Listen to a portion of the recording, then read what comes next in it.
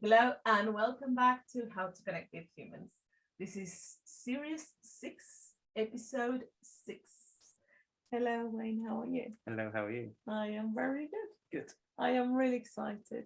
How are you? Yeah, because we have somebody that is like part of our heart, part of our journey. When we met, we also we had met them a little bit before I met you, I think, or just about the same time. I think you may have met them before I did. I may have met them before. Yeah. So who's them? Who is them? Well, really, we have one of them, and one of them is Steve Adair with us today. Hi, Steve. How are you? Hi, I'm very well, thank you. Good to be here. It's so nice to have you. You were one of our first teachers around the principles, and we used to our very lovely dear friend Joe found your groups when you were living closer to us, that you and Tony were teaching, and also we managed to go to one of the talks where you invited Elsie. So you had Elsie's Beetle, and we were so new to this, we didn't know who she was. So if you don't know, Elsie's Beetle was Sydney Banks' very dear friend that was pretty much nearly one of the first ones to know what he uncovered, and then Sydney Banks left the school in Salt Spring Island to Chip Chipman and had to run it. So this lovely lady was spending a beautiful time with Steve and Tony, and also you took her out to buy some shoes, I think, and and she was fascinated with her new look. So and so simple and down to earth. So today we are really moved because Steve, you are so kind to come here, and you wanted to talk about the beauty of wisdom unfolding. It came to us and thinking about how we all grew during these years and how different for some things we feel and we came to be today.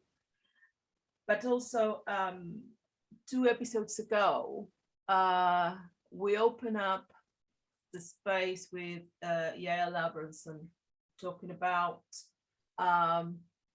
love is love, and we wanted to open a space to talk about love in all ways and forms, regardless of gender, and to embrace the feeling of community and equality that we didn't feel we have seen in other places before.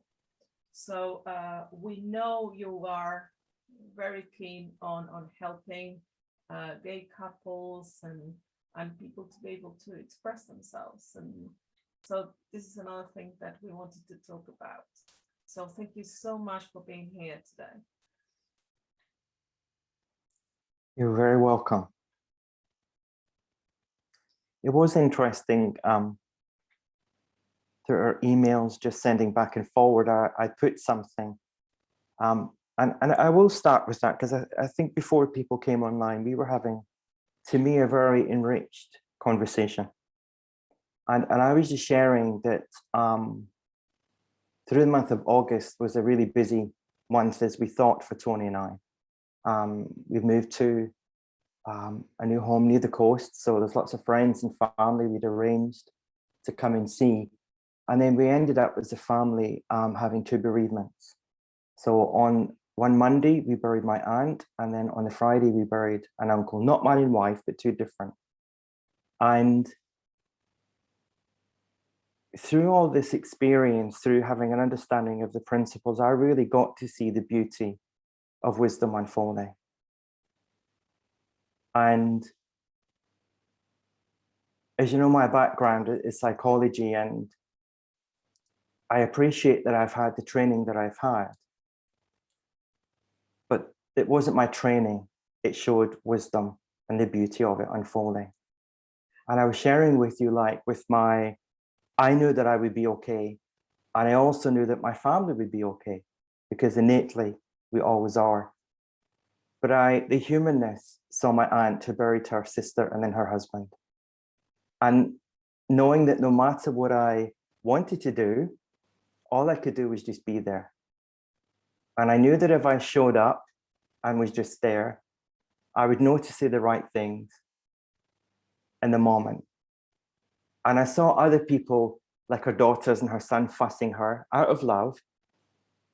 But what was really interesting is that my cousin from America had said to me, she says, you know, the moment that I saw you was there, I felt safe. And it really touched me, because that was nothing to do with me. And I just left it that I thought, well, who knows? And the 2 weeks that she's over here, if I'm meant to say something to her about that, then I will. And the invitation actually came when we were sitting in, and the really interesting thing was that when we had my uncle's service, and it was a church, and at one point, I remember Sid saying, go to your church.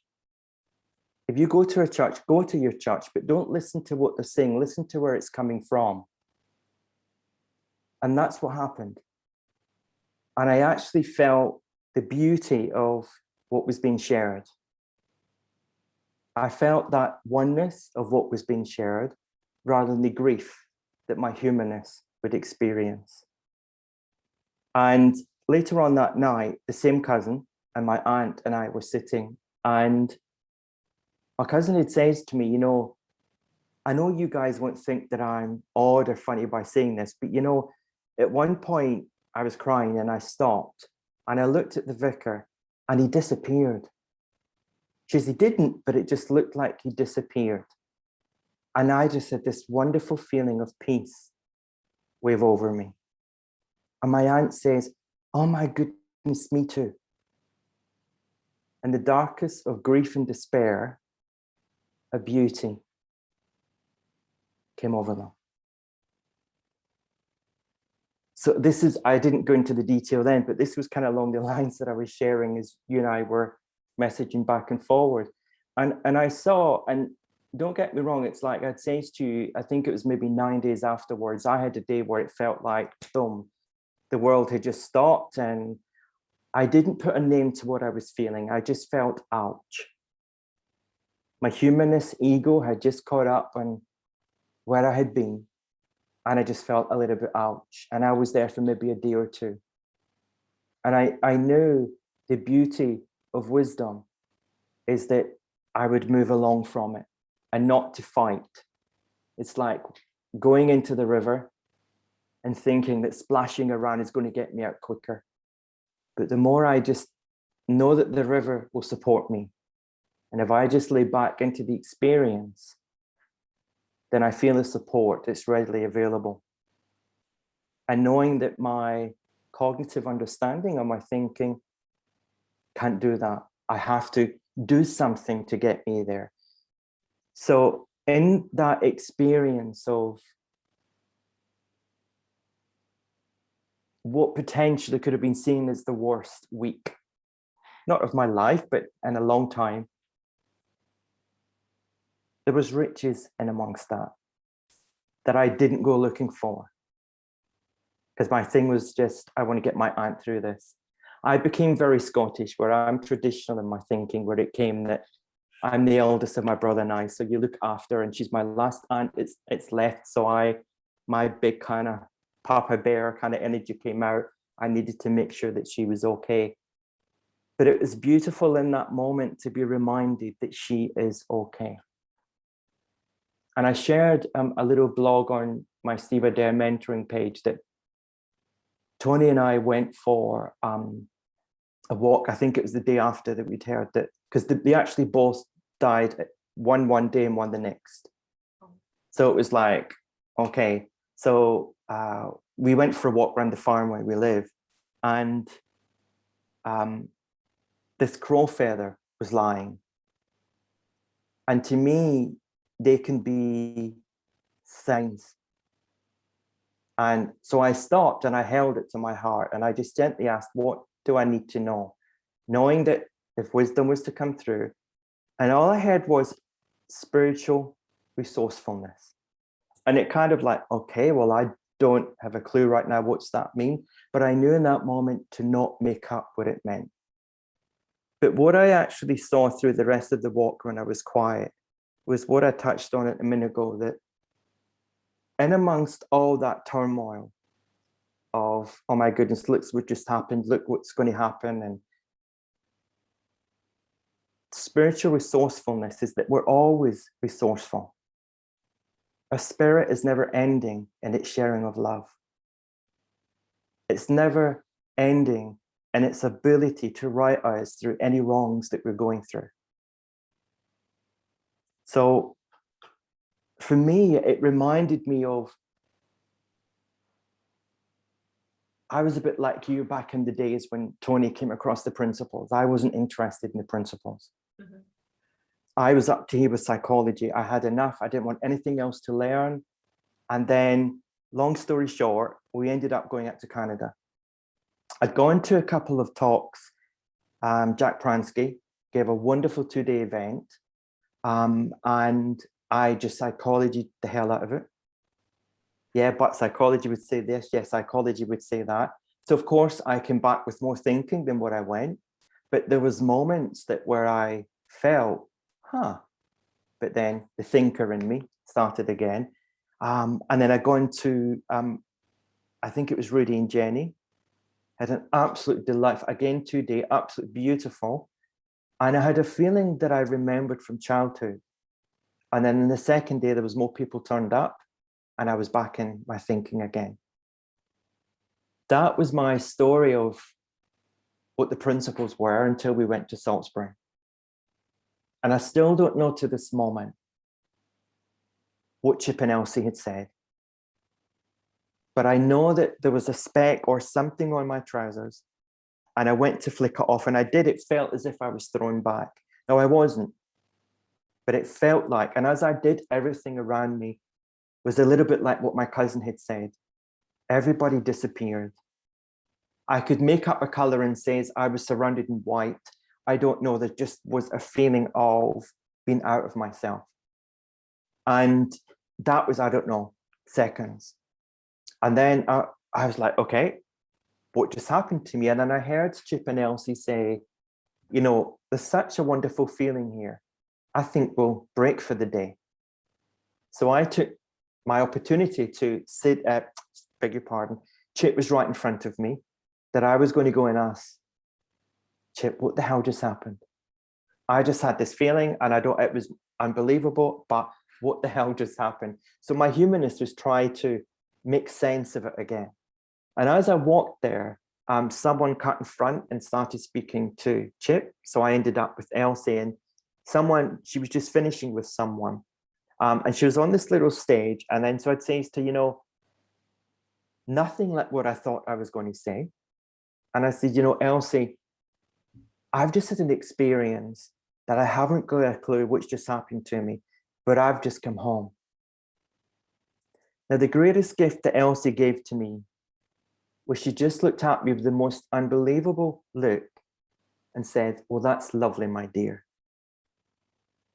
And I said, oh, okay, good. And I just turned round. Now, in those stages on the island, they were only having between 20 to 30 people. They didn't want lots of group. But as I turned around to go back, again, everyone disappeared. But I felt them. I felt them before thought. I felt before the identities of who we are. And so I go back to my seat, and then I feel myself sit down, and then thinking's back again. And Tony says, what did you say to Elsie? And then I'm like, what the hell did I say to I've come home? What does that mean? because I wouldn't listen to Sid before. I didn't want to listen to the Canadians before. It was another thing. It was just coming over from overseas that we had to learn. It was like coaching NLP and da, da, da, da, da.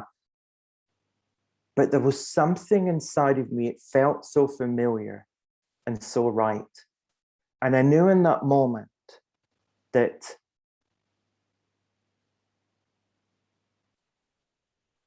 the principles, it wasn't that I had just learned what the principles were. I was actually just showing that there was nothing for me to learn. I knew in that moment that we have truly everything inside of us that we are looking for, and the searching can stop. And by the time I'd got up, I also knew that all my repetitive, unwanted chatter that had saw me go through with many different therapists through the years, part as my training and part not, wasn't a waste of time, but I saw that we're not damaged or broken. There was nothing I needed to change, but accept spiritual resourcefulness.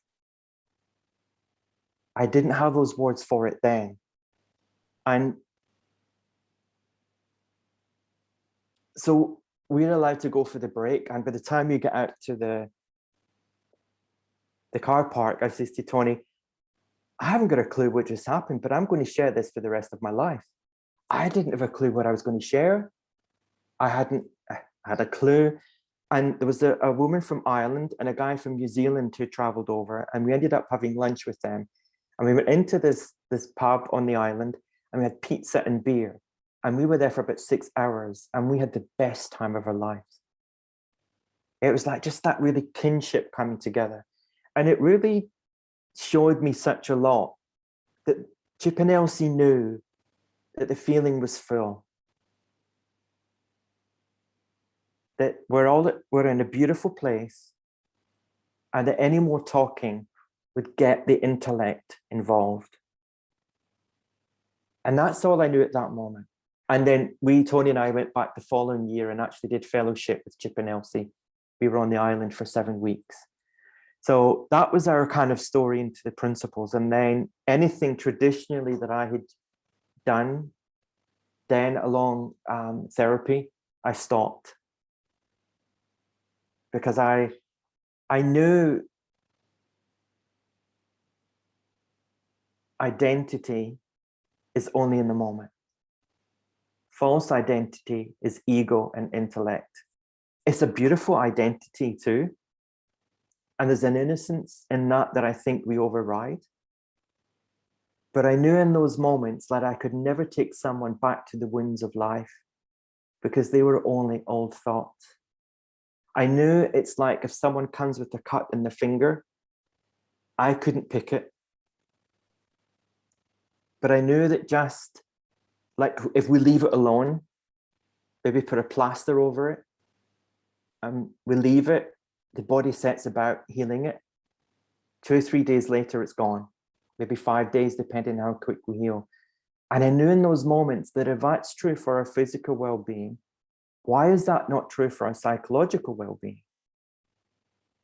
That the system that we're made from, the divine mind, divine thought, and divine consciousness, has the ability to soothe and heal much more easy and naturally than all the chasing my tail that I had done through the years. And it's only kind of, as I hear myself saying this, it's like, I never thought that was available. I never thought the easiness of life was available. And I always thought that I had to work hard. Now, a lot of that is that we had talked about from our call was to look at was that a lot of the work that also I have been doing, as you said, is with gay men and gay women and with the wider LGBT community, but and also anyone, regardless, because one of the things that I really saw also was that my calling myself a gay man is only in human form.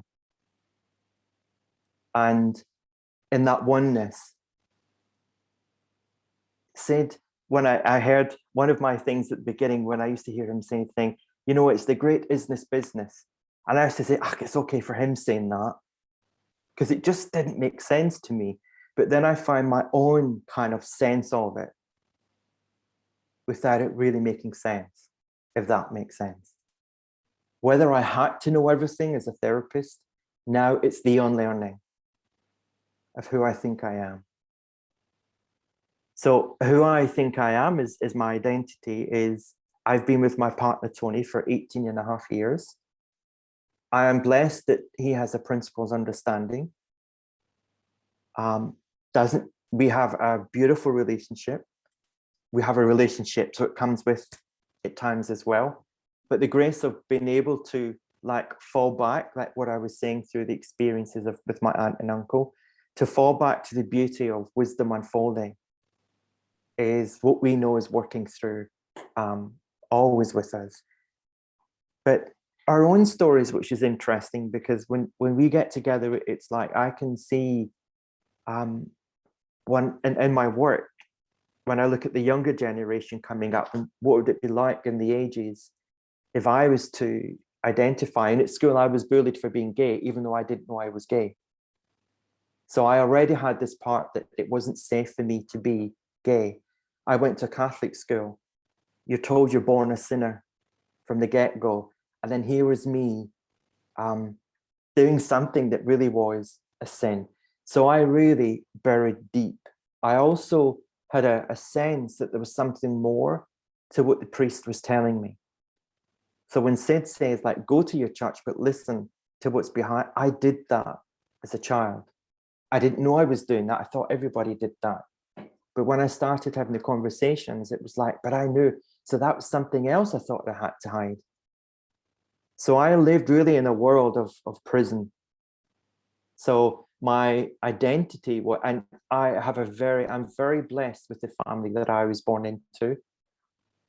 Our cousins are all close, but my identity when I was younger was I started pulling away from that love out of the fear of rejection. Because I'd seen friends and I'd seen different experiences with different people.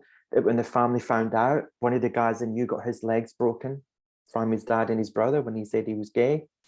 There's those kind of stories along those lines. So for me, it was never safe to actually do that. The amount of times that Tony and I in London have had homophobic rants with different people and be quite scared sitting on the tube coming back and so on. And God, by the grace of God, that we've kept ourselves quiet and not entered into whatever's been going on.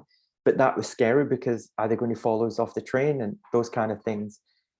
And we're in our 50s and we're still moving to this place where we are. There's only another 3 houses around us. And we're very blessed that we have fabulous neighbors. But our fear of moving was, oh my God, what happens if they're homophobic? And it kind of wears thin at times, but it just seems to be that's the way life is. But the beauty of wisdom unfolding helps me with that. And knowing that I can get lost in thought, or I have the choice to not to. And I do that more easy nowadays than what I used to. But hey, we're still human. So there's still that expression of mind wanting to have its way with you, or feel the expression through you while we're still in form, is something that I love nowadays.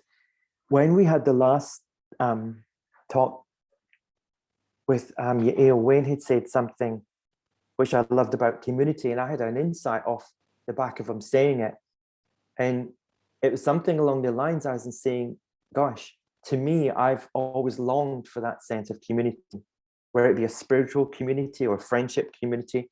And here I find myself, not of choice, being put into the LGBTQ, whatever now, community. And they're not seeing it in a positive light all the time. And that kind of got me. It's like, okay. And the beautiful thing about the insight when he'd said that was like, I didn't have any backstory. It followed it. It kind of just, okay. Yeah, that did happen. I was in a community where I'm still classified as being in a community that, okay, if you want to kind of put me in that community, then that's where I am, but I don't feel that I'm any different from you guys, apart from I have a partner called Tony. And it got me looking around a little bit where I live, what's going on in my community. And I was quite shocked. There is the Norfolk LGBT project, who are doing amazing stuff in schools here with the LGBT community. And if I can just read out here, just to give you a little bit of an insight to what I'm pointing to here, is they did, they've just launched bullying statistics of 2020. And it's 70% of young LGBT people experience bullying whilst in education, 70%. Verbal, 88.6%, physical, 34.3%, threats, 31.4%, email, 28.6%, social media, 54.3%, text, 31.4%, and 88% do not feel bullying was addressed effectively, and 72.5% do not feel safe at school. Now that breaks my heart, that we're at such a vulnerable state in our human growth and development, to have that identity where you're kind of, am I, aren't I? What does this feel like? It's such an exciting, exhilarating, pressured. And I like to think that there was no difference from maybe me and my brother kind of growing up. He's heterosexual, I'm not. And I see those ways that he could play, like with my dad, maybe in ways that I was scared to, because I didn't want him finding out. And so the beauty that I saw through wisdom unfolding through the eyes of the principals was to see that the games that I played with myself, to see that the way that I held myself prisoner innocently, and that I didn't have to do that. I didn't have to believe and be in those stories anymore. I could see that how I think things were is only how I think they were. And I can see now that those should haves, I must do, I can't do, I'm scared to, are just made up stories that I tell myself. And if I feel them again, there's two ways I look at it. Am I sensing that something kind of is going to come up against in life that I need to just be a little bit wary? Or am I just listening to the gibberish that's going on? So I found from it being very much, this is Steve and this is the world I live in, that the bandwidth of my experience became so much more wider and neutral that I got to hang out with me. The me that I didn't like. The me that I constantly pushed away because I knew he would be rejected. So you're trying to run away from the world so it doesn't reject you. That's not a sense of belonging anywhere. So I constantly would reevaluate and make up who this was. And I would have said, and I say this loosely, but I knew at moments, I'm not saying I was schizophrenic, but I had schizophrenic thinking. Because I jumped everywhere, like trying to be the chameleon, just trying to fit in and so on. And I know that's not just me. And I think the beautiful platform that you guys offered, Yael and myself, and it's really spurred me on now that I'm starting. I was doing it through August, but through September, I'm going to be bringing a group of gay men and gay women together and doing webinars with them.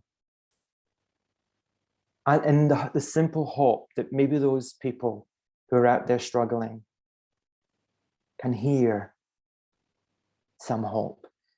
What really rung true for me and took me out of my thinking with the principles was that when I'd listened to Sid say that mental health is one thought away,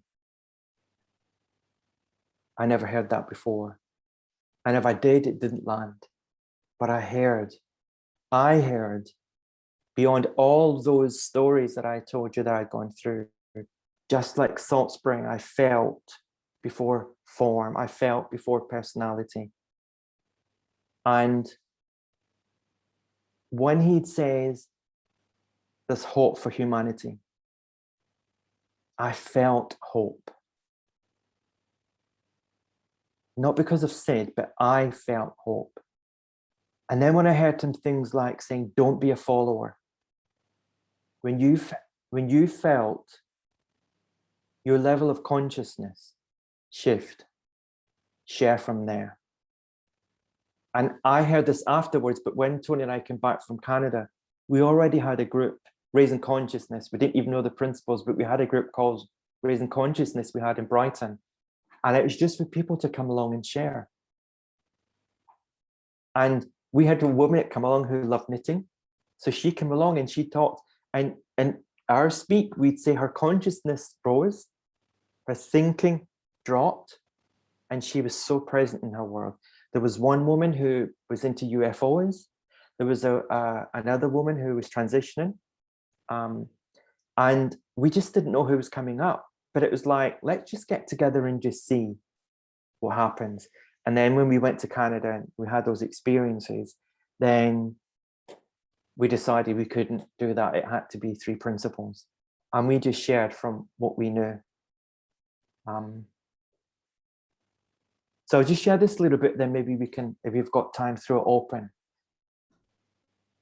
So I did say that I'm doing stuff with, I want to do it with the wider community, but I don't think I can be a true representative of a trans person or a bisexual person.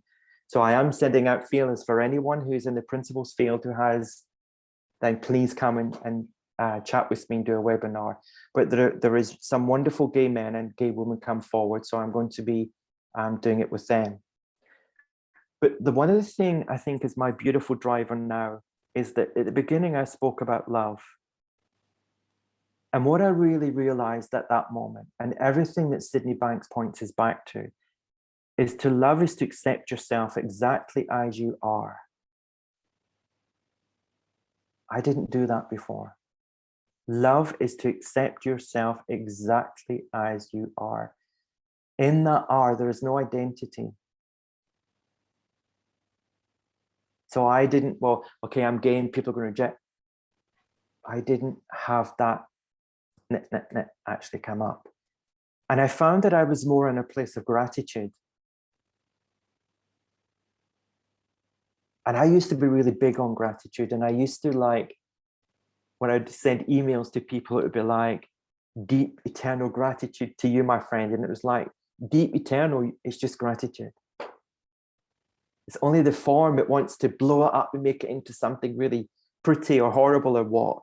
It's just gratitude. And gratitude is a beautiful feeling. And that's what Sid would point us to. So then I was beginning to get from me, oh, I wonder if this is what he meant. Knowing that I couldn't ask him because he wasn't in his form anymore.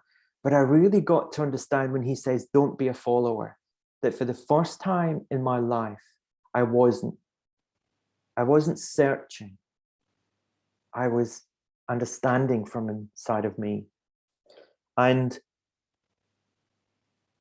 I also saw that I wasn't reflecting on the pain. So I didn't have to change me. I just needed to understand me. And I was standing under divine mind, divine thought, and divine consciousness. And we all are. Just like what I saw in Salt Spring, that experience was experience that I had. And everyone disappeared, which they didn't. But I saw true nature. It didn't have a form, but had a feeling. It was so clear that I knew this is love. And I think I've said before, it's like, when I always say, it's like, so what does soul mean then? If we're talking about, because I trained as a soul coach with Denise Lynn the year after I met Tony. So 17 years ago, I went out to America to train with her. And Denise is part Cherokee and part Scottish. So it was very looking at the 4 elements as Native people would, and looking at coaching from before form, as we would say. So one of the days I was sitting and I just thought, soul. And it just came very clear, sharing our universal love. It's all we're ever wanting, is to walk each other home, to bathe each in the glory of who we are, and have that beautiful reflection of our nature shining its light, maybe through the darkness of our thinking. And that's what I felt in that moment. There was a lightness. You know, when I said before I went to Elsie, I was light. And I think that's a beautiful metaphor, is that there is lightness in our system of being human, but we were innocently taught to look outside of ourselves, to find gratitude in having a new house, the best job, the perfect relationship, the new clothes, the new car, all those kind of things. And while my ego loves those things, I know my well-being isn't dependent on them. My true well-being. And I know that when I say I felt before, that psychology is only here because of the spiritual nature of who we are. There's the energy, light, psychology. So those same people who came out with the modalities of psychology used the principles. They wouldn't have called it the principles, but divine mind, thought, and consciousness lit them up. So I saw that even ever the second that someone come on this earth to the second that this earth is no longer here, the divine nature of who we are will be working at all. And I either fight that or allow myself to be in the beauty of it unfolding. And I know that there's a wisdom that weaves us all together. And going back to what I was saying about Chip and Elsie, that what I saw from them in that moment, that they knew that we were in such a beautiful place, and that feeling is the teacher. And I saw that in that moment, that that's where the teacher, where we are our own best teachers. No one knows us better than we know ourselves. And the only person that's with you 365 days of the year is you. And in fact, we had a beautiful conversation, Carolina, before you come on, that you took yourself on a date with yourself. And it was 2 hours, but it felt like a week. And how many times do we do that? That we just actually give ourselves, not permission, just even the chance just to walk. And that's what I did. Not that I had it in my thinking. When I heard about my aunt and uncle, I just went for a walk. I didn't want to, but I just found myself getting the dog and just put my walking shoes on and off I went. And I just went with that. I went with the lightness of the beauty of wisdom unfolding. And I knew that that always not just has my back, but I know it is me. And I know it is you. Versus our stories that we make up. So my sharing is what I say is not just for, it's for everyone, not just the LGBT community, but my heart feels it wants to be directed, especially with gay men and women, in that direction. And also in one of the webinars that I'm doing, when Tony and I, we led a 10-day retreat in India 3 years ago now. We were doing one last year, but obviously we couldn't. But it was a woman who was on it from Northern Ireland, and she was speaking about her gay son. So I'm going to have a conversation with her about what it's like as a mother having a gay child. So these will go where they go. And my heart, I want it to lead with it. And yeah, we'll just see where it, and you beautifully and kindly have agreed to help me in whatever way you can with that. And yeah. That's not what I thought I was going to talk about, but Oh, we're gonna open up in a minute for for Question, questions yeah. and sharing. But I love, Steve, what you're saying about when it's permission to be more loving, no matter what. It's like in my case this morning was permission to be more loving to myself, have a date with me, right? That doesn't have any title of gender, or who am I loving or not, or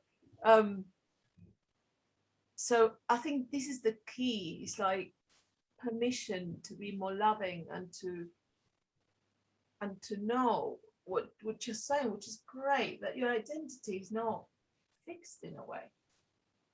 Like when you said there was a moment you were bullied for being gay, but you didn't know yourself you were gay. Right? So I'm just thinking, well, I would love to offer that space as well for people that, because I also love that some people now are able to say, well, I don't identify with this gender or the other. I don't want to have to tick a box. I don't have to be either transgender or, lesbian or bisexual or, which also, as this unfolds, we all start seeing new things. We are learning and we are thinking, oh, there are more possibilities, more options of being loving in different ways. Yeah. And I absolutely love that people could come to these groups and could come because they're curious. Because maybe they don't know, they never give themselves the opportunity to try to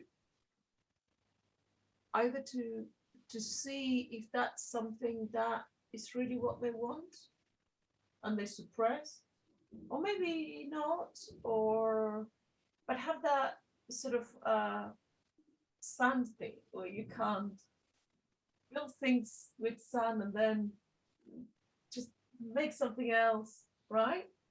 And feel free that nobody's gonna judge you. Or even, I think, for people, like for us, what I feel is that if you want to be more understanding of people having other ways of coupling and partnering, and so say when I was putting this together, I was thinking again and again on how to be very respectful and really kind and really open, and I would gladly go around with like the rainbow all across me, and then I think, well, I don't want to sort of take away what I'm not supposed to be in it in a way, and you know what I mean? Like, so I think it's also a good idea to have conversations where we can all learn from each other. Yeah. So that I can feel comfortable to be able to talk about and say whatever without feeling that maybe I'm gonna say something that is not the right thing to say. So I think we really want to open that space also for, because whatever, like if you are heterosexual and you think like, okay, I understand that happens, but I really can't. Well, maybe I'm okay with lesbians, but I'm not okay with gay men, or I'm okay, I came to the idea of gay people, but now transgender, what do you mean? Right? So I think we all hit blocks. It's funny you should say that, because I had that exact same feeling before I met Tony and Steve. I remember meeting you in Brighton, And then I think we came to Lewis to a meeting of yours in Lewis. I can't remember where it was. It was either a village hall or a church or somewhere like that. And I didn't know the principals at the time. And I was kind of reserved because I was like, as you've just said, I was okay with lesbians and I was okay with, with gay people to an extent. But I didn't kind of really kind of allow myself to have the freedom in that sense. I don't know whether I'm making sense, but at the end of the call and at the end of the meeting that we had with you guys, I remember walking back to the car with you and Tony, and I remember having such a great conversation with you both. I remember getting back into the car with you and saying, "Oh my God, I love them." And for me, it was the first time that I allowed myself to give myself the freedom to say, I love them, and not in any kind of other way than I actually love that person. I love their presence. And ever since then, I've kind of given myself the freedom to kind of love people and not be in a relationship with them, and just love the person they are and love the essence that they are. And I've always kind of remembered that. And just the love and the understanding that you gave me in that evening was just incredible. Yeah. I love that. So what I hear there is that you saw how you could show up, or love could show up through you. Yeah. Because Tony and I could have done the best talk ever in the principles, and you could have still thought, rubbish, absolutely rubbish, they're talking a load of rubbish. And we've had that a few times. Mm. I spoke with a guy yesterday, and and even though he knew that I worked with the principles, he says to me, you can work with me, but you don't talk principles. And it's like, well, you know that I'm a 3 principles mentor. So, and I've said to you at the get-go, I'm not going to work traditionally with you. So what if I just send you some stuff through? Yeah, as long as it's not principles. And it reminded me of again, of what Sid says, don't speak to a blithering idiot. And that's not rude. I'm not saying that this guy that I spoke to was a blithering idiot, but it's like, if someone's not in that space to hear, be gracious enough to notice that. Mm. And so I know that's the flip side, Wayne, of what you said, but I remember that going back to the car, because I think we parked near the one kind of light it was in the car park, because it's quite a dark car park. And afterwards we were like, oh, that was quite interesting. It was like all of our halos had met together and shone the light for us. And we came away thinking, I don't really know how that evening went, but I feel good. And through you guys, we got to understand that the more you share, the more you learn who you are. The more you give away, the more it comes back to you. And that's all we knew that we had to give. It's like, we're blessed here that we're near so many different beaches. And we took the dog for a walk the other evening. And again, I watched the ocean, the waves coming in, and then like it goes under to go back out. And it's like, I know it's how to act. So cool. Why don't I just do that? Why do I have to stop the ocean? I need to figure out what's happening. The ocean's being the ocean. Steve can be Steve. Love can be love. And when we get to see that, it doesn't bring that. And I've had that many through the years as well. And the amount of people I've said to, when the guys have said something and they've come with maybe a little bit aggression and so on. And this is pre-principles. And they would like kind of say something as much as, oh, well, you might fancy me. And my first reaction was, please get over yourself. But I realized that was defense and that's not where I wanted to come from. But I think, I don't know why people are scared in that way, but I love that you had the grace to see that, Wayne, because you get to be more in your love power than you're thinking of what should be. Yeah. So thank you for sharing that. Thank you. Shall we open up so people? Yes, please. And I would like to say that we know that sometimes we all find difficult to talk about these things. That we're open it up to articulate something that maybe, sometimes we are worried of what we're going to say or what we're going to hear or how we're going to be perceived. So we're all in the same place. So to say, please feel free to say whatever you want to say. So you can unmute yourselves, I think, or you can write it down and we will read it for you. We don't need to say your name. People are absolutely loving this. So sweet. So you can unmute yourself. You can put your hand up.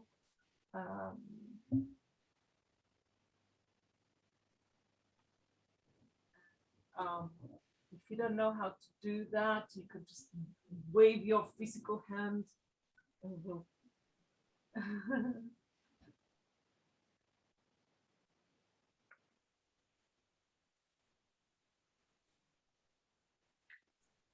Hi. Hello. Hello, beautiful Yael. She's here from Israel. So, and Happy New Year to you.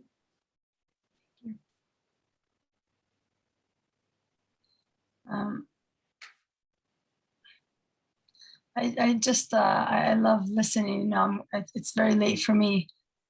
So I'm trying, I'm moving because I'm trying to stay awake, but this presence just, it just brings me back home, and home is like a sleeping state.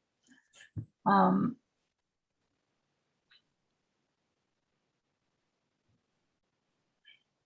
kind of relate to what you said, Stephen, the more we spend time with ourselves and who we are, it's less I have to put a name to it. And yes, I belong to a community, but I don't know if it was you said when we spoke the last time on this call, the more I became my community, I stopped looking for things outside. I stopped looking for things to be right by other people. You have to see me for who I am in order for me to be okay. I don't need that anymore. But I do know that there are a lot of people that do need it because they don't know who they are. So, and I don't know why this little conversation that I had with my mom today keeps on coming up, because for me, being gay, and I'm doing, it's being gay, it's being me, it comes together with religion, because I'm very close to my family, but they live a different life.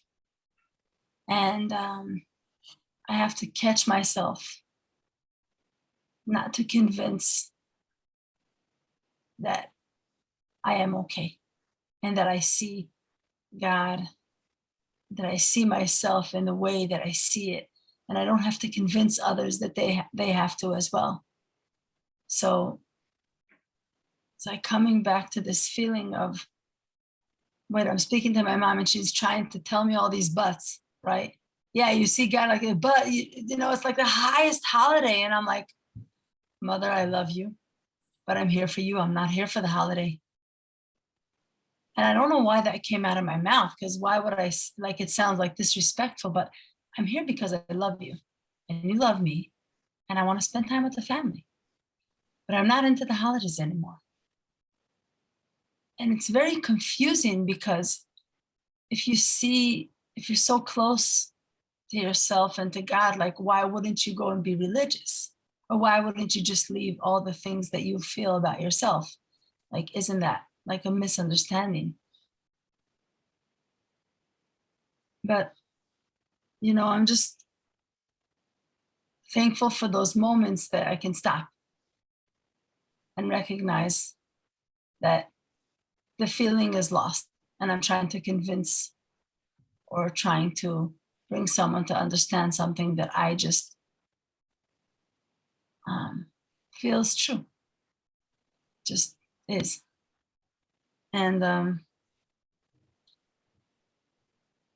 you said something, I think it was maybe a play of words. I'm standing under divine thought, mind, and consciousness. And it's like you did something with the word understanding, like standing under, like what can you say more about that?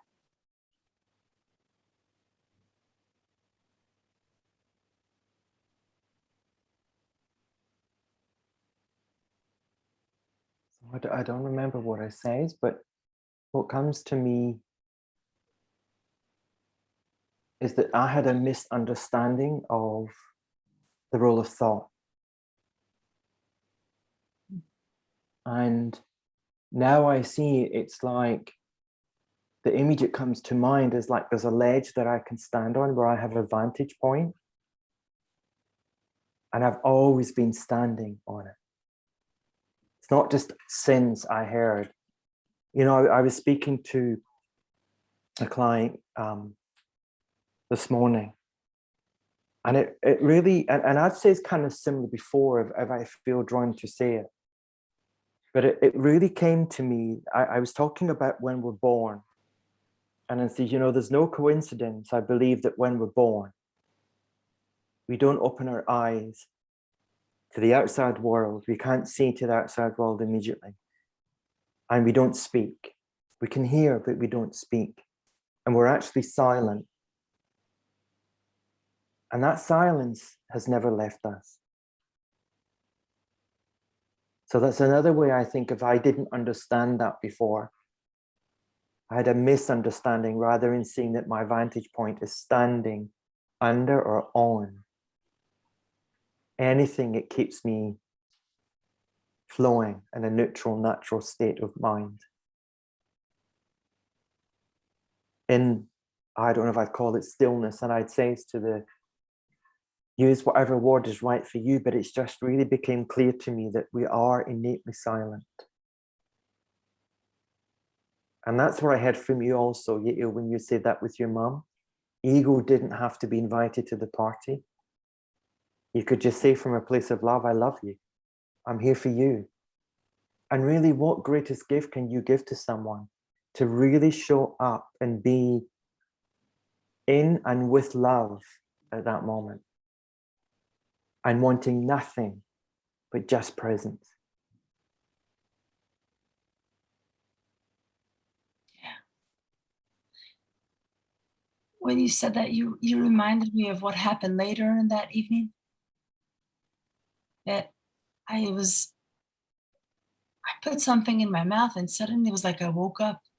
And we were about 20 people at the meal, and siblings and nieces and nephews. And it's like I woke up and I was like, wow, where have I been for the last few hours? I've just been here. And it's like my sister's looking at me and like, whoa. And I wasn't trying to talk about, anything. It was just, I was like, wow, this food is really, it was just like, where have I been? I feel like I've just been here with you.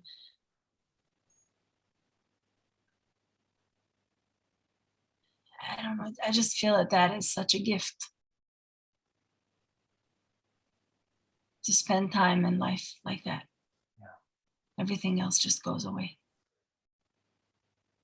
Thank you. Thank you. Thank you. That's love, yeah? No conditions. No, I have to buy you to make you love me back. nowhere to get to. It just two cats purring. You know, it's like, you know how a cat's happy because well, you have your beautiful cat behind, you can see there's just that purr. And they actually say that with the cat purring, it's they've actually tuned themselves to sound the same energy it sends off as a baby crying when it wants fed. A cat has innately started doing that. And I was fascinated because when I met Tony, he had a cat, so we had two cats for a number of years. And I had a cat growing up, but it was just seeing these two together for some reason. And I learned such a lot from them. And they couldn't say, "Oi, I love you." But they showed it how they could. And they let you know when, no, it's not a moment to be loved. Don't want to be touched right now. And I think when we get lost in our innocence of anxiousness or whatever psychological understanding we try to pin on it, I think we start looking away from that essence of love. And to me, that's what I saw, and I still see that moment that I had on Salt Spring. That life isn't a prescription. Life doesn't happen just A, B, and C.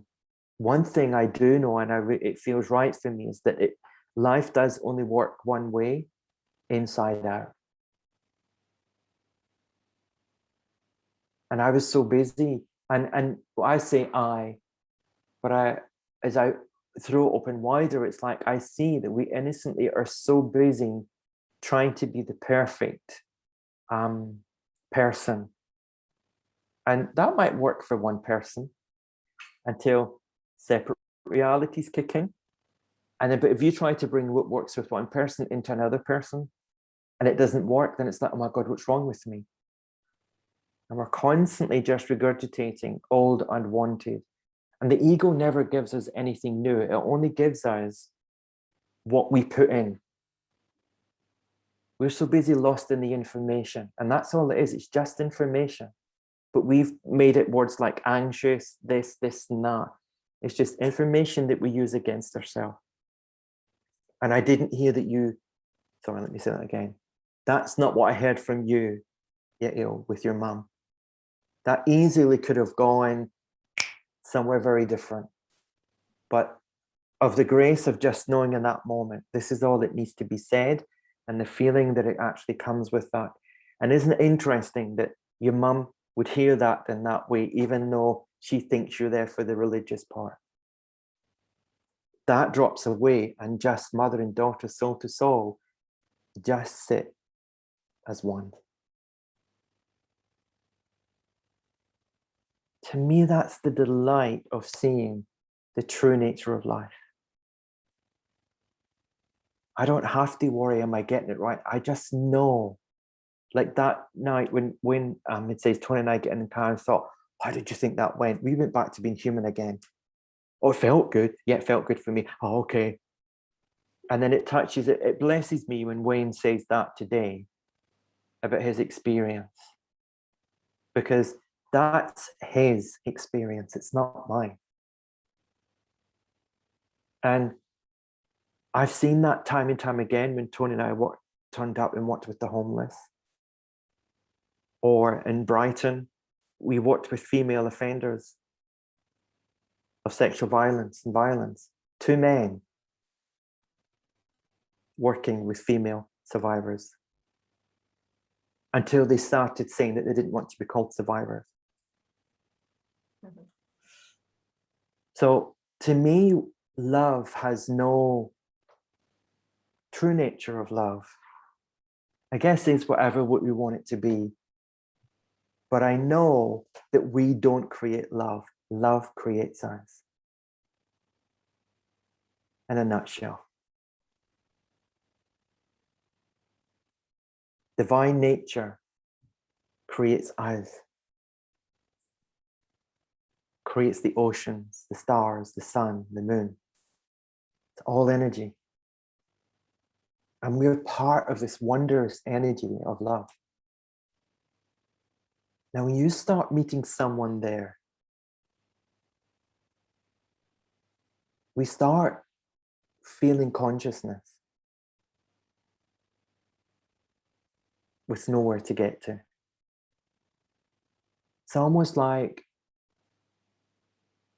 you know, when we had a couple of friends over a couple of weekends ago, and I can't remember, there's something on, let's say it was the radio, and it was one of those songs where you just, oh, this is a really nice song. And we're like, oh my God, are we really old? Because the four of us were sat at the dinner table just swaying. But in this moment, it's just like seeing, you know, when someone kind of is just in their truth, it's not like you're going to sway exactly like them, but you're going to sway how you're designed. You're going to wake up in the moment to your essence of love. And it's going to show you a lightness in your body and a lightness of being and a light on the road ahead, whether it's in that moment or weeks or days. And that's what I've realized, that there is no time on that. There is just the now. There is just the moment. So I don't have to worry, oh my goodness, the next time when I see my aunt, is she going to be in a good space or a bad space? Should I be texting every day? Should I call her? I'll trust when I get my soul nudges. I check in with her every day, as I've done for a while. And then when I feel my soul nudge to move a little bit closer, I will do that, because the space will be created just like it was for Wayne in that moment, just like it was for Yael and her mum. And I love those stories. And that's what I truly believe the world, our human nature, is crying out for, is to be truly heard from ourselves, to take ourselves on a little holiday or a date. I mean, I love that. To me, Carolina, that just summed it up when you said it was 2 hours, but it felt like a week. From just giving yourself 2 hours to just go and sit and be. And one of the sayings that when I did the soul coaching, and I love this, is one of her, I can't remember the words, but when she has soul coaching, there's a little saying under it, is the soul loves the truth. And when we are in our truth,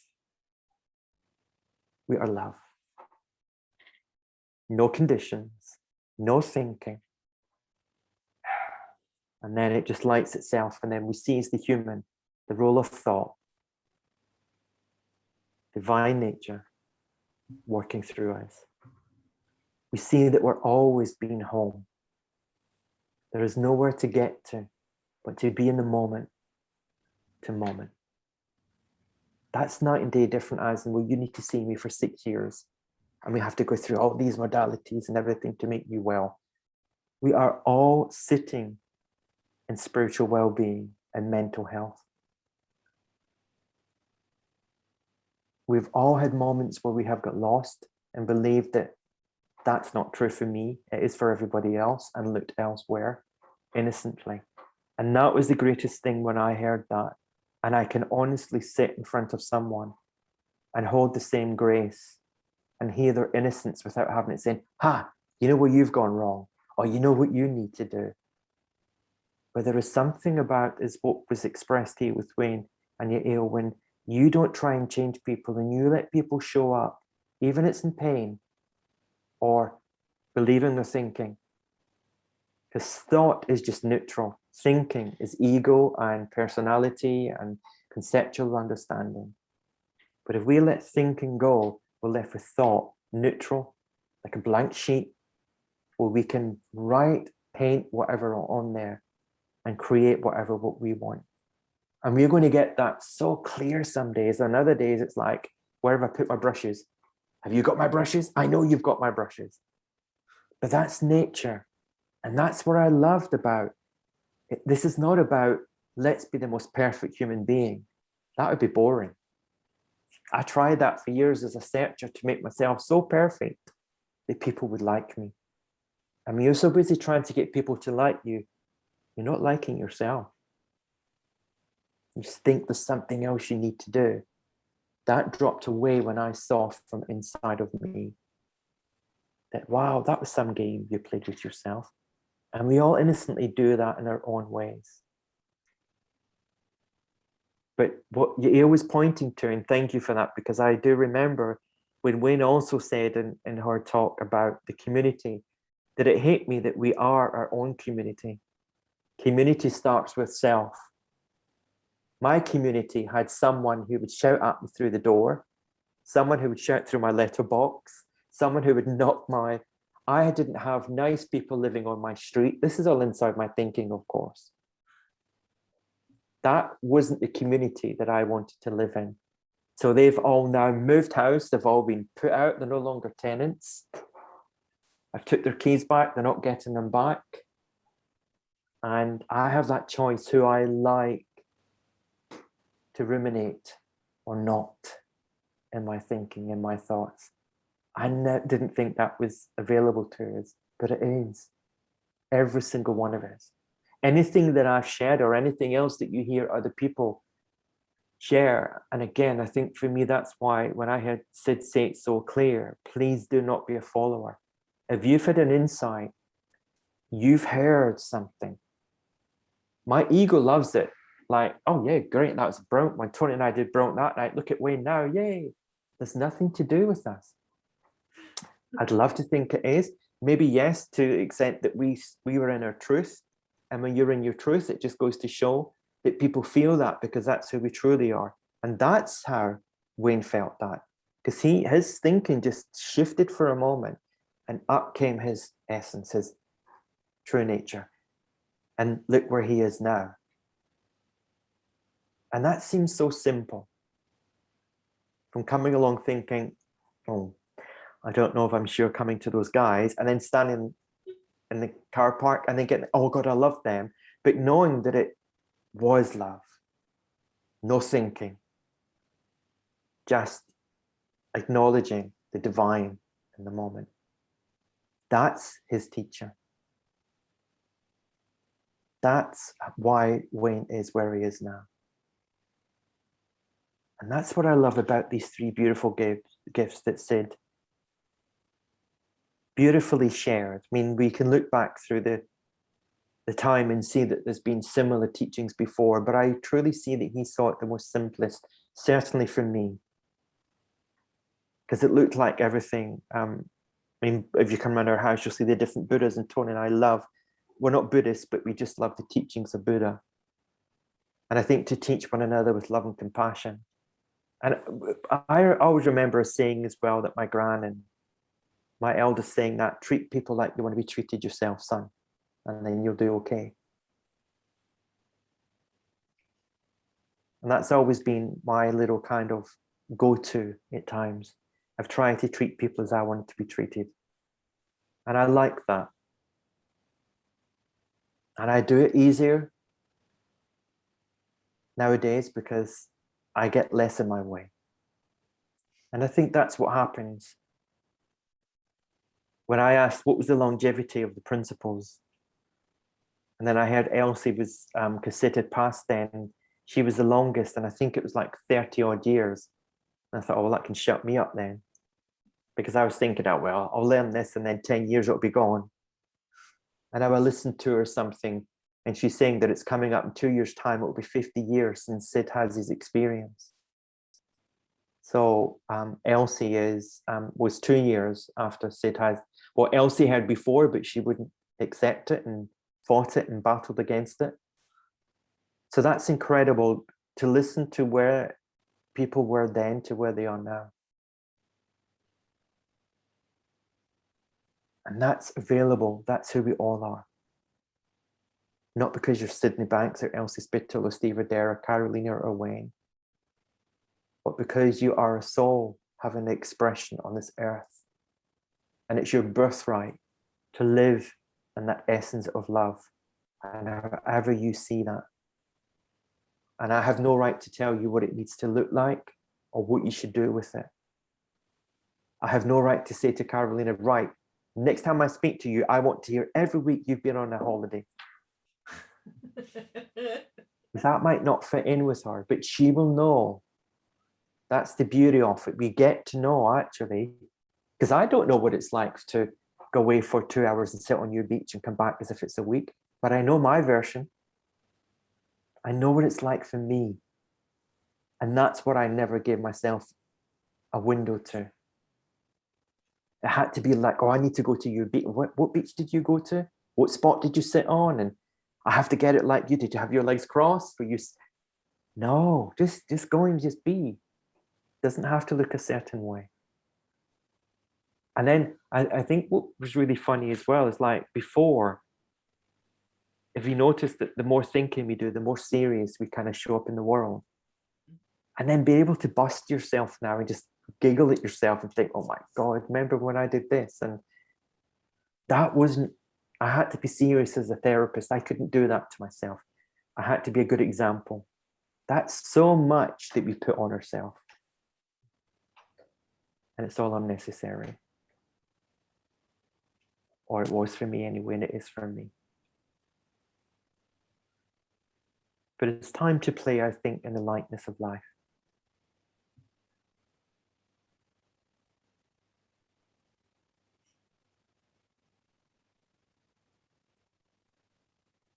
I will say that if you want to ask any questions, people in the group, or just please do put your hand up, or just say something, because we can talk forever, like we. So don't wait for us to. If you want to say something, please do unmute yourself or put a hand up. And I love what you're saying, Stephen. The other day, well, so this week started with the Jewish New Year, and probably what Yael was referring to, I will guess that was like the celebration currently happening. And so I was sending Happy New Year's, congratulations to part of my family is Jewish, and also I have a lot of friends, and so I said to my daughter, yeah, it's New Year. And she was like, what do you mean? I said, it's like, well, it's that countries of this side of the world that are more also on the Christian side of religion, we decided to start counted when Jesus Christ was born, but because the Jewish don't see Jesus as the Messiah, so they started counted before. So they're in like 5,782. And so she looks at me and she goes like, so who started counting? And woke me up to this, because again, for the Chinese, I can't remember what year it is. And I realized how we made it up. We all make it up, as we make up so many things. It's useful because then we can all meet today at this time, but also for Yael is 2 hours more, and for Philip is 1 more hour, and for other people maybe 8 hours behind. So we're not even in the same reality of the time zone. I just that when we wake up to how made up some things are, like, oh, if I am friends, or I start talking, or I think I love gay men, that may be contagious and that may make me gay. We can make it up, right?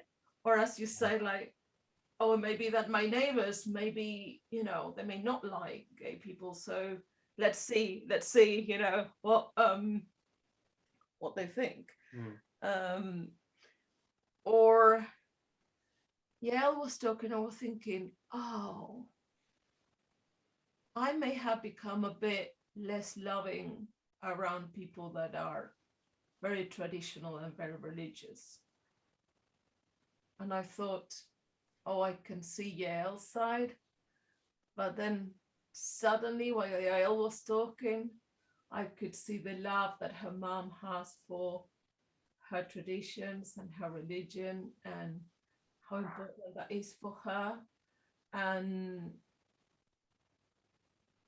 that, well, I should respect that as much, as far as it doesn't make other people do or suppress other people's lives in a way.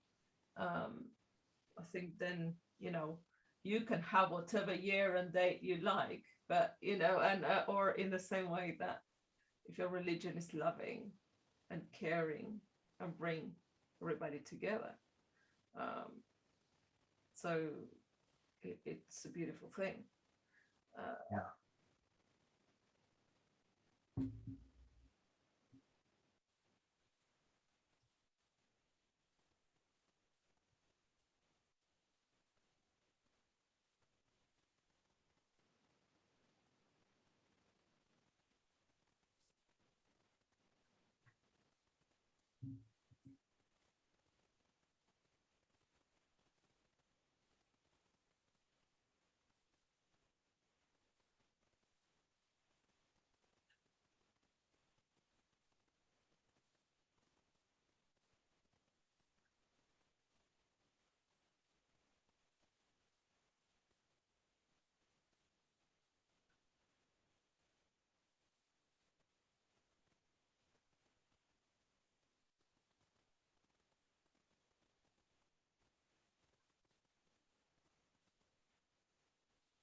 See, I feel like I'm purring like a cat now.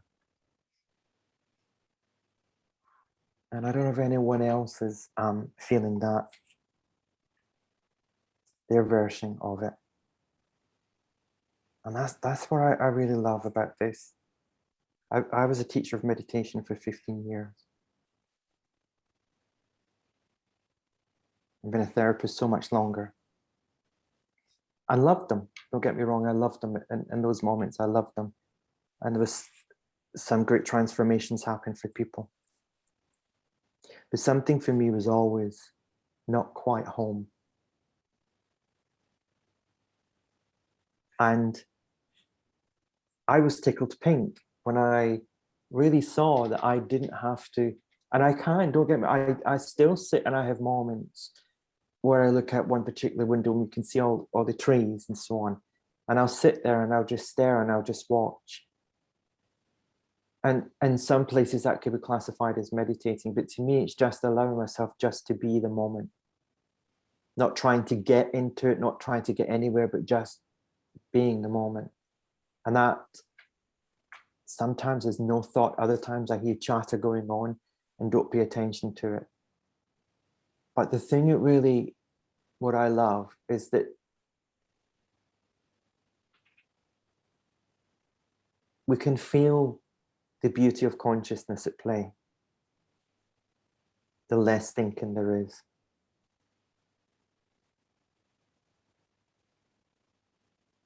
And that goes back to what I was saying, that they didn't tell us this, but it's something that I noticed, that when Chip and Elsie says,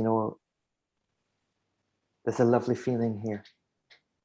And that's one of the things that I really took into the group work that I do when I do seminars and so on, is I trust that because of that day that we went out. So when we were saying about like you for your 2 hours, and I know we were kind of joking and so on, but there is a beauty in that. And really wisdom is unfolding, that it feels like 2 hours felt like a week's holiday, and it was just up the road. And if you take anything, I think, away from this, is that you are your own best friend. No one knows you like you know yourself. No matter what stuff you've made up in the past that you look back and think, oh, and I still have moments where I feel a tingling in my spine when I recall something, but that's what thinking does.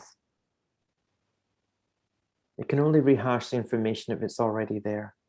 But I know that I don't have to listen to it.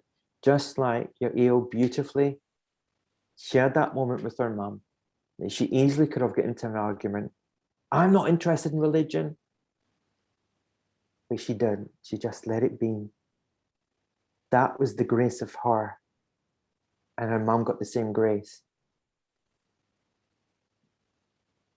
So for me, the principles are simply the amount of people over the last month I've been saying to, last month, you don't have to learn these. Let yourself off the hook. You are the principles in action. When Sid uncovered these at the beginning, he didn't have a name for them.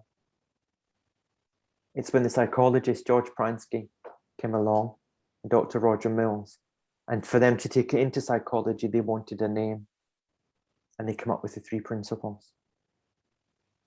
They're just a way to show how we all are experiencing life and love. You are them.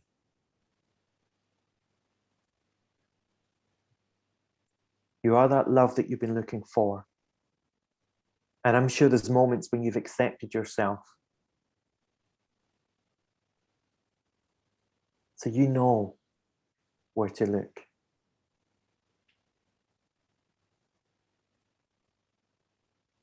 And the more that you understand that this built in humanness as a system, that love is the fabric of the energy, it keeps us all tied together. And we don't have to go looking for that, it's always there. That is different from you have to be bigger, better, bolder. And I find with me that the more I listen, the bolder I seem to become. And it's not bolder as in, right, I need to. And I'm in that place where I am now. I've given myself some space where I'm like, I want to play. Where do I want to play now? I want to kind of throw myself open to new areas of work. If it's principles based, then brilliant. If it's not, then something magical will come along. I haven't got a clue what it looks like, but I'll know what it feels like and if it's right when it comes along. So rather than being the old thinking, oh my God, at your age and you haven't got a clue what you're doing, it's like, actually, that's exciting. And if I don't, it's like, I'll start walking along the path and put some breadcrumbs around, so I'll know where to get back to home. I'll know I'll never get lost. And when I just let the moment have its way with me, rather than me trying to create the moment. And that's, I don't know if anybody else has seen this, is what I have really seen time and time again. Steve, you do not run the show. I thought I had to sort the world for everyone, including me. But when I see that we are all divine nature, and that's where the breath of life flows through us. Steve doesn't create the breath is created. So if our breath is created for us, then our well-being is created for us. Then why would I not look towards the naturalness of me? Because I misunderstood the role of thought. That's why.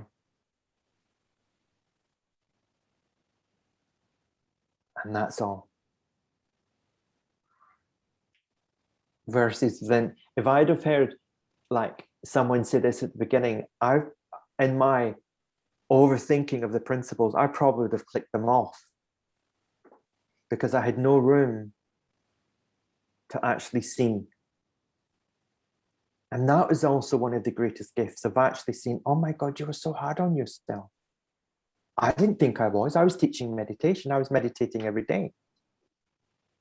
And I did have a good well-being, I thought. But when I just see now, it's like, there is nothing I have to do.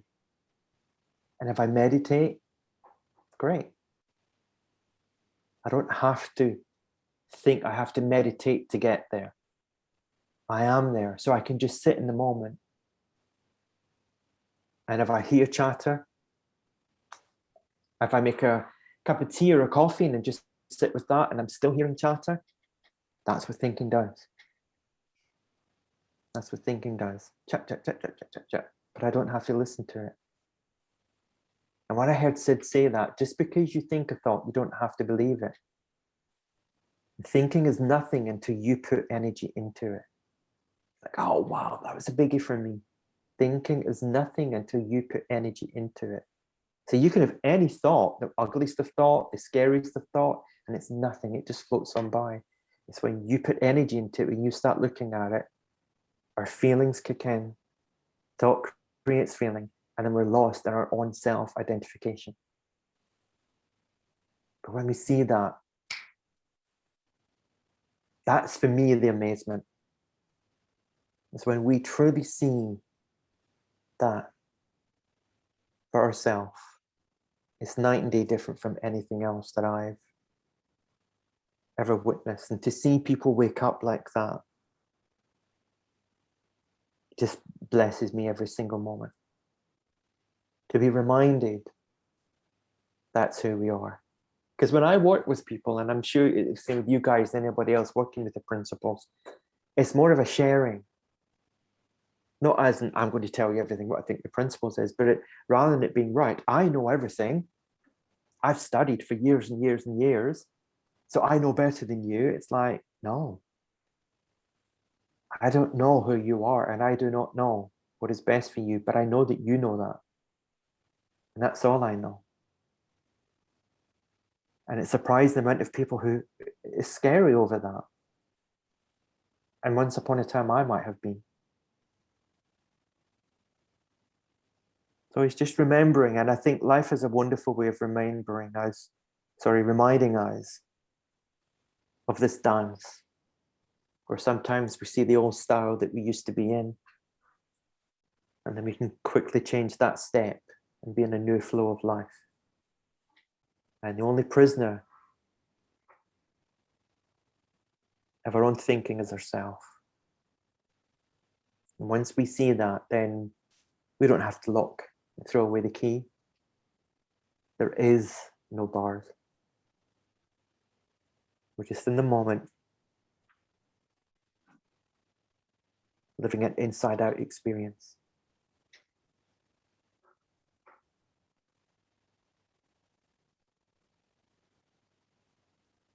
And just like when I started off and I was saying about going through that with the family, with my aunt and uncle, when I say this to some people, it's like, I just knew all was well. In form, it was so not well. Because we went through those illusionary experiences. In form, it was so not well. My whole family was shattered. But I knew that all was well. And then I had that experience of in and out of them. And knowing that that's life. And the grief, or whatever we call it, would come from me if I get in the way of that, instead of just allowing it to be. Like we're on the Norfolk Broads and the village that we are, and you see the sailboats coming around, and I stop and look every time, because it's just like the wind is taking that. And then every now and again you hear the engines on and you realize that it's not, they're using their engine. But we have our own sails. We know how to navigate when we listen. You wouldn't go into a boat and drive it like your car. Because instinctively we know that we have to get to know the way of the ocean, the way of the sea, the way of the river.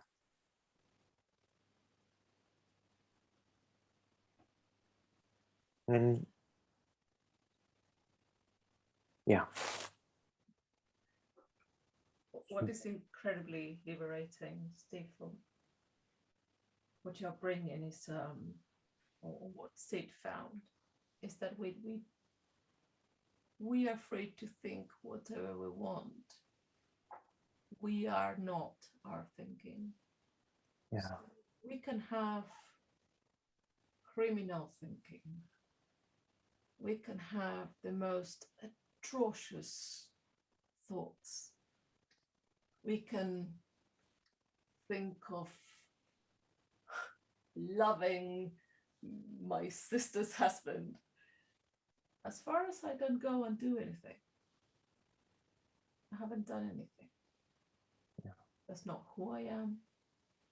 Thinking can come and go. I can have scary thinking. I can have any sort of thinking, because it just can bring it. We can make it out. We can make up anything we want. And the great thing is that what you're pointing at, well, in my head, my auntie and the family were all crying their eyes off and destroyed. And then this understanding brought me to think, oh, maybe not. Maybe they're actually in this moment having a good time. And I'm thinking, so reminds me, so on Friday would have been my dad's 80th birthday, and a friend of mine that I know since I was at primary school says, well, so how are you? Are you really sad about it? And the day before I said, well, actually today I feel really happy that he's not going to be 80 feeling in the way he was feeling, really ill. He would have been going through the whole COVID, would have been terrible for him. So we can celebrate his life. He's in a better state and place. That's what I felt. Came Friday, and at some point I was writing this sort of letter of what honoring his life, and boom, it hit me. I was really, really upset. And I thought, well, but I told myself I wasn't going to be upset, right? And then I also saw that, oh, I made it up that also a way of honoring him, and what people expect me to be is upset today. And again, I was confused. I was like, well, but I miss him, but I don't miss certain things. Would I want him to be here and be like that? So it's interesting that our thinking, it doesn't tell us who we are or how the real situation is necessarily, right? Or how it's supposed to be. That's liberating. That gets people out of, we say it again and again, out of jails and not reoffend. People being survivors of sexual crimes, and then one day they go, we don't want to be called victims anymore. That's something that happened to us. We can leave that thinking behind, or it doesn't matter if it recurs now and then. Yeah.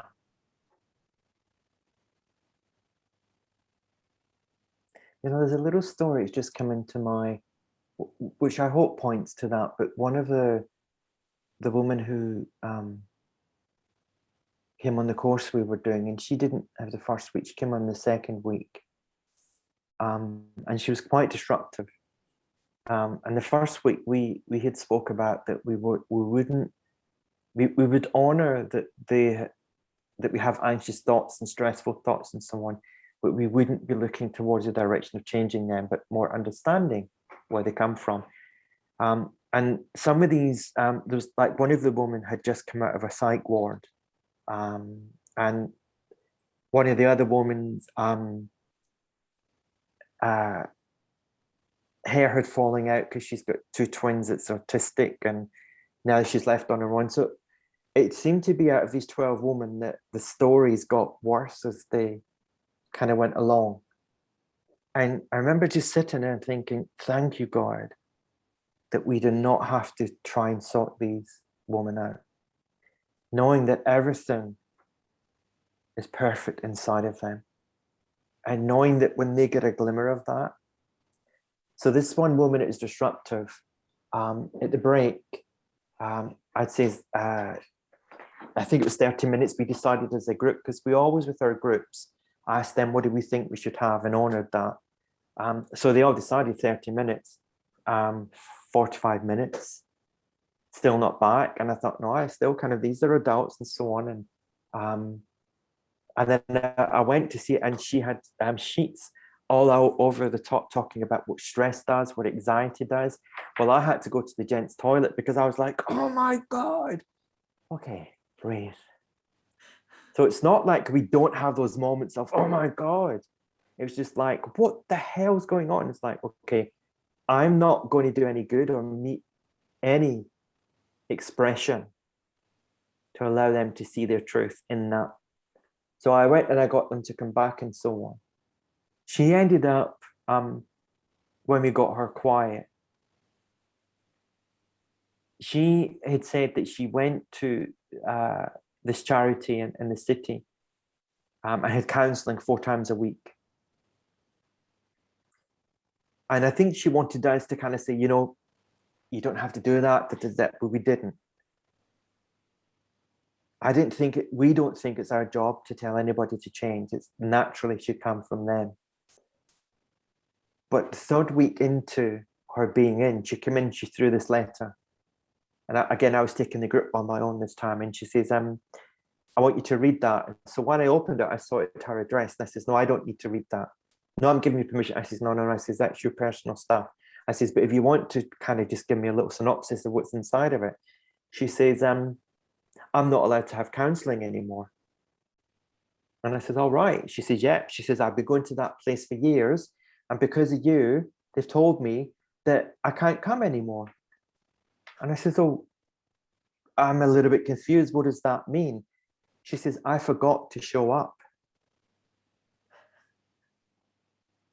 Her well-being was so present, she forgot. And that was like, oh my goodness, see, there you go. Now, that wasn't on our list of we want her to get. And I think that's the beauty of when we just show up and our innocence, the best that we can.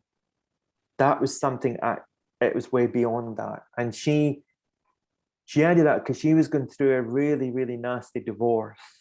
And that course and what she saw through that course. And what was really interesting, when you met her at the beginning, she came across as this really aggressive woman. Her fight or flight was constantly switched on. And Tony and I kept on saying, she's just showing us her personality. She's just showing her personality.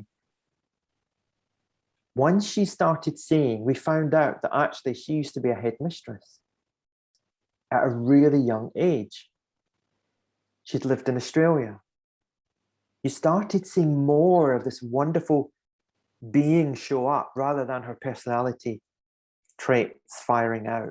Her survival steady. She saw that she was petrified because she was in a safe house. She was absolutely petrified of her ex finding out. So she would go home at night because they'd been out, and she would look under the bed, she'd look in the cupboard, she'd go up into the loft to make sure he wasn't hiding there. Her little boy was not allowed to go 4 feet outside of the house. And she saw, I'm living in a safe place. I haven't seen him for 6 months, but I'm living as if I'm still seeing him now. I'm doing that, aren't I? And again, she woke up to that. We were just saying what we were saying about how life is showing. She woke up to that truth. And she ended up becoming a great advocate for us. And she went back, she wanted to do more studying. And she's back, well, this was a number of years ago now, but she went back doing studying. A little boy was having play dates, and she said, the next week she came, she says, we had the best fun ever. She says, my little boy and I says, did you? She says, yeah. She says, you know what we did? We made parachutes for 2 of these teddy bears, and we went up to the park, and there's a bit where you overlook, and we threw the teddy bears down, and we giggled like children and ran down to see whose teddy bear landed the furthest or whatever. She says, Steve, we giggled. My body forgot what giggling was. My little boy looked at me at the beginning as if, what's happening to you? And I realized he didn't see me giggling. It's maybe the first time in his little life that he's heard me giggle. At that point, tears are coming down my face, because it's like you see that her life will never ever be the same, because she's woke up to her truth. And that's the beauty of like what you were saying there. She thought because she was thinking it had to be real, and she was so scared of him finding out that she lived as if he was finding out that he knew, to the extent that every time, and she didn't know she was doing that for 6 months. She said, every day I went in, if she got someone to drop her home, they had to come in and look also. Right, you go and look up here now. She says, my little boy saw all of this. The fear that he was living in wasn't because of his father. It was because of me. She saw all this. So her lightness of where maybe our consciousness was down here went sky high. And her life was never the same again. To the extent where she says she was on the dock. In fact, this was a funny thing.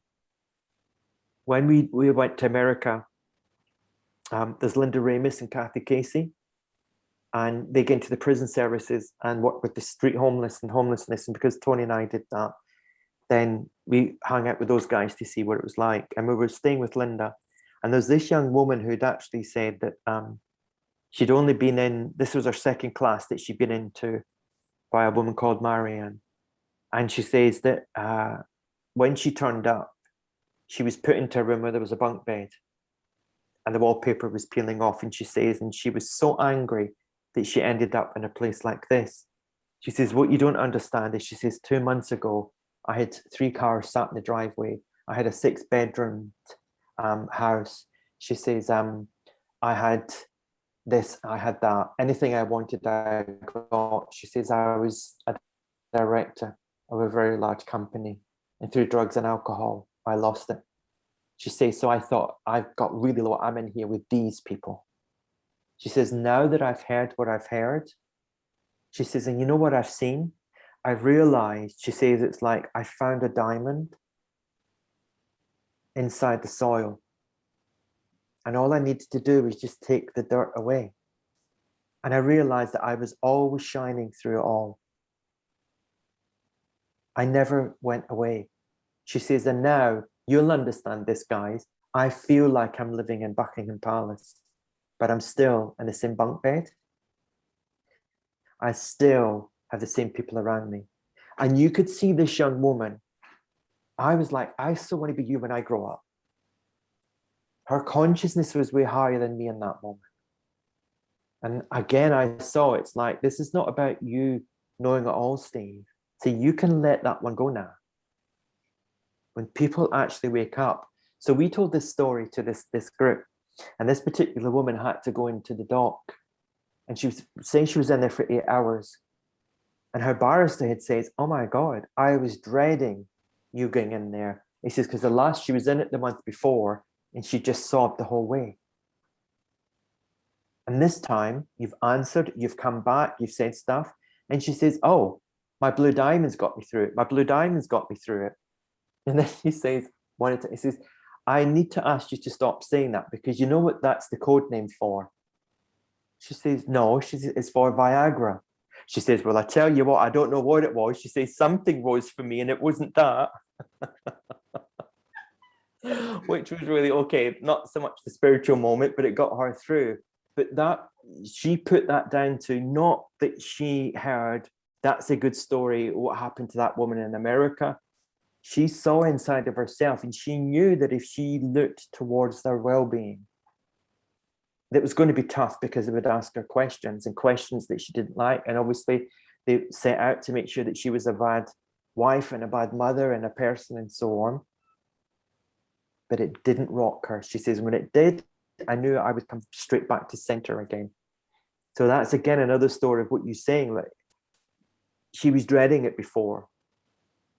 And we did a couple of one-to-ones on her specifically just to kind of help her understand. But she saw, I will be okay no matter what. I will be okay. And she did. And she got everything that she wanted. Whether it looked like she was going to lose her son or have to give custody, and all the stories that she'd made up. And none of it turned out like she thought it would. And don't we find our own stories like that? When we project into the future and how we think life is going to show up, it's never really how we over dramatize it. So that's the grace of being in the power of the moment. Oh my gosh. Steve, we love you so much. I'm gonna try to get through the computer and get there and give you a hug, which we to go in person. Absolutely. So it's gonna happen. Yeah, Thank you so for much sure. for being with us today, and for everybody, like people have really stayed and that's so sweet. So I love that about the blue diamond. I didn't know. Yeah. Yeah. So whatever tickles your fancy, please let us know. Like we would like to know, so we can talk about what. So I'm talking to whoever is watching this video now. So if you want to hear about us talking about something, as Steve said, that Steve and Tony honor that they say, well, what should we talk about? And then they see what people feel they would like to hear. So we would like to do that for people as well. I think that's what we really try to do Yeah. all the time. So thank you so much for being here. At the moment, we don't know exactly when is the next episode, because lives got interesting, very interesting. So we will let you know, but and we will probably have Steve again because we just love you so much. So thank you everybody for being here today. Thank you, my love. Thank you. And Steve, if you want to say something to close this episode, also where people can find you. Yeah, so where they can find me is we shut down our websites. So I'm on Facebook as Steve Adair Mentoring. Yeah, so that's probably the best way. You can reach out to me there. And as far as closing, you know, a lot through this call, I have felt so much presence from everyone. And that's been such a blessing that when consciousness and that way, it's always my hope without something that I have to hang my hook on, because it's not up to me how the evening goes. But I felt everyone's nature through this call. So thank you for blessing me with your nature. And is what we've been pointing to, that's your gift. You are the gift to the world. You're your gift to self, and then you're the gift to the world. And the world needs people like you to be sharing, whether it's to the groups or to your neighbor or to your partner, to your children. The world needs you with presence to allow people to experience the love that we've been talking about, from Wayne saying how he experienced that, from Carolina, from Yael, and then you expressing it without your words. Thank you. Thank you, and I'll see you soon. Mwah. Be well.